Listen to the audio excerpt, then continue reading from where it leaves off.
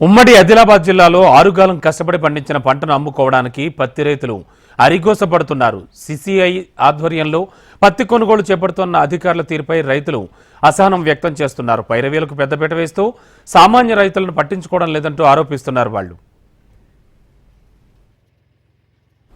మంచిర్యాల జిల్లాలో పత్తిని అమ్ముకునేందుకు రైతులు రోజుల తరబడి పడిగాపులు పడాల్సిన పరిస్థితి నెలకొంది.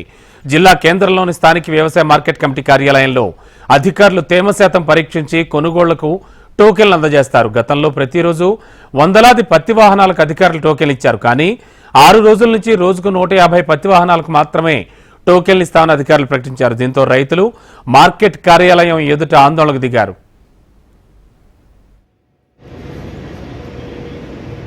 వందల పత్తి వాహనాలు రావడంతో అధికారులు దళారులకే ప్రాధాన్యత ఇస్తున్నారని రైతులు ఆరోపిస్తున్నారు. పైరవీలు చేసిన వారికే టోకెన్లు ఇచ్చి వాహనాలు పంపిస్తుండడంతో రహదారిపై మిగిలిన పత్తి వాహనాలు బార్లు తీరాయి. 5 రోజులుగా పడిగాపులు పడుతున్నా అధికారులు పట్టించుకోవడం లేదంటూ రైతులు ఆగ్రహం వ్యక్తం చేస్తున్నారు. టోకెన్ల పేరుతో ఇబ్బందులకు గురి చేస్తున్నారంటూ వాపోతున్నారు. అధికారులు పత్తి మిల్లుల వద్దే తేమ శాతం పరీక్షించి కొనుగోళ్లు చేపట్టే విధంగా చర్యలు చేపట్టాలని కోరుతున్నారు.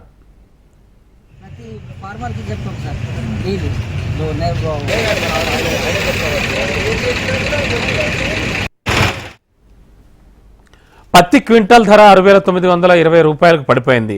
అప్పులు చేసి పంటలు పండిస్తే పంటను అమ్ముకోవడానికి ఇబ్బంది పడాల్సి వస్తోందని రైతులు చెబుతున్నారు. పత్తి వాహనాలు రోజుల తరబడి మార్కెట్ ఎదురు ఉంచడంతో వెయిటింగ్ ఛార్జీలు తడిసి మోపుడవుతున్నాయని రైతులు ఆవేదన వ్యక్తం చేస్తున్నారు.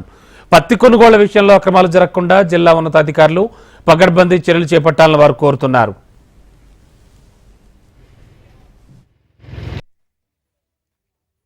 ఈ పత్తి బండ్లు 300 బండ్లు 400 బండ్లు లైన్కుంటే 150 బండ్లు తీసుకుంటాను. మిగతా బండ్లను తీసుకోవడం లేదు. అలా రైతులకు చాలా ఇబ్బంది అవుతుంది.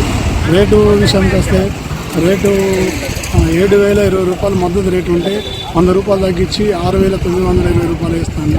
నా తేమ శాతం లేదని కటింగ్ పెడుతుంది. చాలా ప్రాబ్లం అవుతుంది.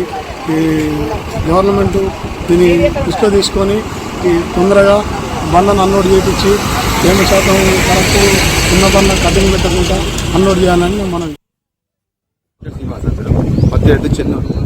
అయితే ఈ పత్తి కొనుగోలులో కూడా చాలా అవకతవకలు జరుగుతుంది. దళారులకు ఎక్కువ మన అధికారులు కొమ్ము కాస్తున్నారు. 10%, 12%, 8% అని చెప్పి తేమ చూసుకుంటున్నారు. అదే కాకుండా రోజుకు 100 నుంచి 150 వాహనాలు తీసుకుంటాం, మిగతా తీసుకోమని చెప్పి లాభం సంపిస్తుంది.